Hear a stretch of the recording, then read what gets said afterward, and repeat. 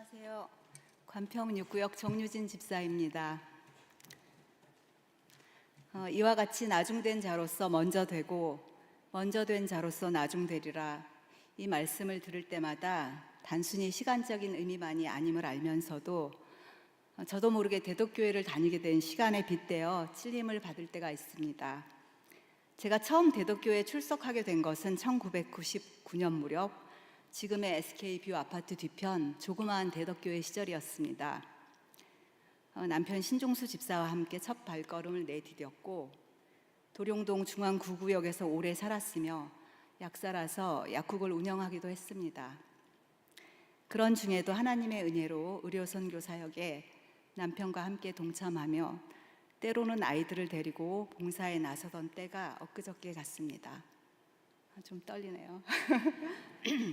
대덕교회 처음 왔을 때 지금은 원로 목사님이신 이중삼 목사님께서 저희 부부에게 아굴라와 브리스길라 같은 신실한 일꾼이 되라고 격려해 주셨던 말씀이 아직도 선명하게 기억납니다.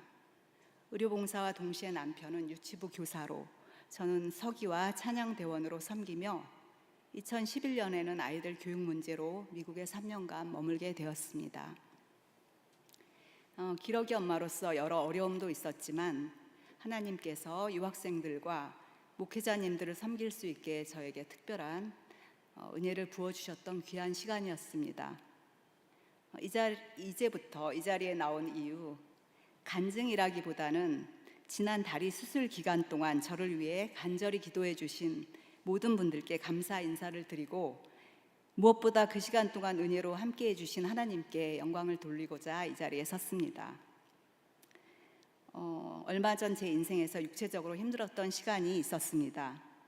다리 수술인데 인공관절하신 저보다 연배 있으신 분들도 2, 3주 후면 회복이 돼서 조금씩 걷고, 그런데 저는 뼈를 건드린 수술이라 그런지 회복이 더디고 오래 침상에 누워있다 보니 몸무게 한 10% 정도가 줄고, 그게 모두 하체 쪽에서 손실이 왔습니다.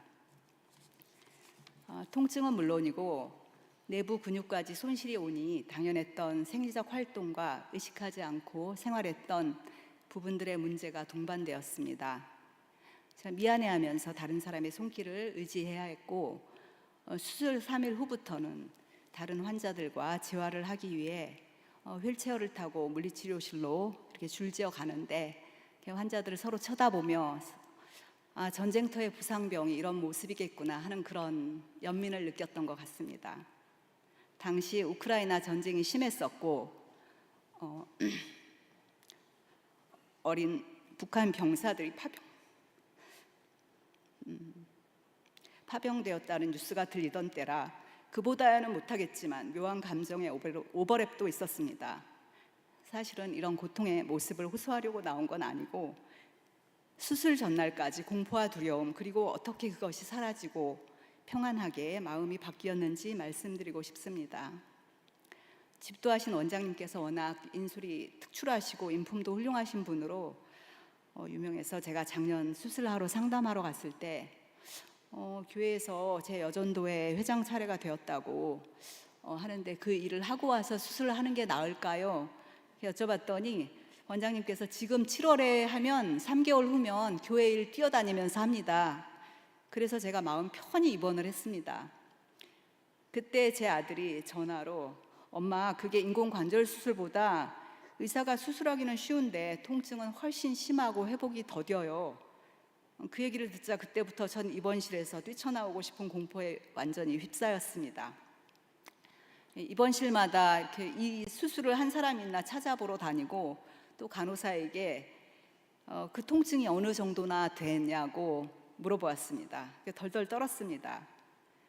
그리고 일요일 오후 저희 구역 담당이셨던 서평화 목사님께서 전화를 주시고 기도해 주셨습니다. 마음의 목사님 이름처럼 평화가 찾아왔습니다. 농담이 아니고요. 그리고 또 수술 당일 아침 유재경 목사님께서 전화로 기도를 해주셨는데 놀라운 마음의 위로와 평안이 찾아와서 정말 담담하게 수술에 임했습니다. 무서운 마음이 사라졌습니다. 또 권사 기도 모임에는 저는 좀 창피해서 알리지 말아달라고 부탁을 했었는데 나중에 알고 보니 권사님들이 모임에서 열심히 기도를 해주셨더군요. 또한 우리 10여 전도의 식구들 그리고 관평 6 구역 식구들 이런 모든 분들의 기도 덕분으로 제가 꿋꿋이 견딜 수 있었던 거 감사합니다. 이번과 회복 기간 동안 하나님께서는 크고도 구체적인 은혜의 통로들을 고통뿐이 아니라 그런 은혜의 통로들을 제 삶 가운데 열어주셨습니다. 몇 가지 나누고 싶습니다. 첫째는 말씀과 기도로 이어진 공동체의 끈입니다. 수술 전부터 구역 식구들과 함께 사귐의 기도라는 책을 매주 나누며 기도 모임을 이어왔습니다. 제가 이번 중에도 그 모임이 계속 연결되도록 하나님이 길을 열어주셨습니다. 카카오톡 마이크 기능을 이용해 제 음성을 텍스트로 보내면 누군가가 제 글을 읽어주는 방식으로 모임에 함께할 수 있었는데 이 작은 기술을 통해 공동체와 연결되어 이번 중에서도 저는 교회의 한 지체로 말씀을 나누며 큰 위로를 받았습니다. 둘째는 믿음 없는 이에게도 은혜의 다리를 놓게 하신 하나님입니다. 전민동 주민센터 모임에서 만난 그렇게 친하진 않았던 지인 한 분이 있었습니다. 그분은 수술 중 저를 위로하기 위해서 코믹한 영상 링크를 보내주시기도 했는데 수술 일주일 후에 이렇게 연락을 주셨습니다. 유진 씨는 크리스찬이니까 감사함에 익숙할 거야. 내가 요즘 너무 힘든데 하루에 감사한 일 2가지를 써보면 도움이 된다더라. 혼자 하기 힘드니까 당신이 크리스찬이니까 같이 해보자. 제가 크리스찬이라 의지하고 같이 해보자는데 거절할 수가 없었어요. 그래서 시작한 것이 퇴원 후 집에 와서도 또 2번째 다리 수술 후 회복 기간까지 6개월 동안 매일 서로 감사함에 대해 2가지씩 카톡에 올렸습니다. 거의 나중에는 일기가 되었어요. 사실 영어 모임이라서 영어로 올리자고 해서 팝하고 도움도 꽤 받았습니다. 하나님은 그 시간조차 귀한 훈련과 치유의 통로로 사용해 주셨습니다. 셋째는 실제적인 사랑으로 먹이시고 입히신 주님의 손길이었습니다. 수술 후 집으로 돌아와 침대에 누워 있어야 할 때 가장 힘든 것은 먹는 일이었습니다. 남편 신집사가 장을 보고 요리를 하고 설거지까지 하며 반쯤 주부가 되었을 때 사실 그것만으로는 어려움이 많았습니다. 그때 교회 환우팀에서 매주 정성스러운 반찬을 제 문 앞에 배달해 주셨습니다. 제가 선지자도 아닌데 엘리야에게 까마귀가 떡과 고기를 물어다 주었듯 저에게는 마치 하나님의 천사들이 매주 음식을 날라다 주신 것 같았습니다. 배달을 맡아주신 조수님 권사님을 비롯해 정성껏 음식을 준비해 주신 많은 분들의 사랑을 통해 저는 그 음식을 넘어서 기도와 사랑을 먹으며 회복될 수 있었습니다. 1년 가까운 시간이 지나면서 제게는 단지 육체적인 회복만이 아니라 영적인 깨달음의 은혜가 깊이 다가왔습니다. 보행이 불안정하고 근육이 약해져 화장실조차 자유롭게 가지 못했던 그 시간 동안 저보다 연세가 많으신 어르신들이 얼마나 힘들게 일상을 살아가시는지, 물론 모든 분들이 그러신 건 아니겠지만 또 장애를 겪는 분들이 어떤 불편을 견디고 계신지 아주 조금이나마 공감할 수 있는 마음을 하나님께서 제게 허락하셨습니다.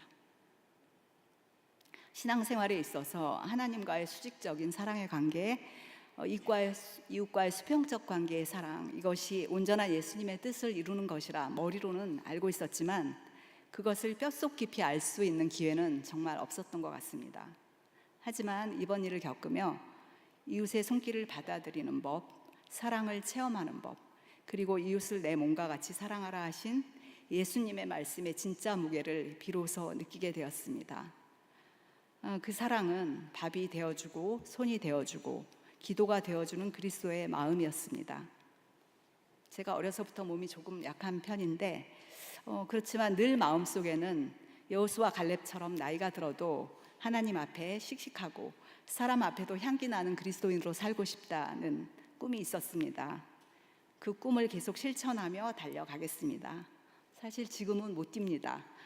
제 간증이 제 이야기처럼 보일 수 있으나 사실은 온전히 하나님의 인도하심과 은혜, 그리고 그 은혜의 통로가 되어주신 교회 공동체와 사랑하는 이웃들에 대한 감사의 고백이었습니다. 부족한 간증 끝까지 들어주셔서 감사합니다.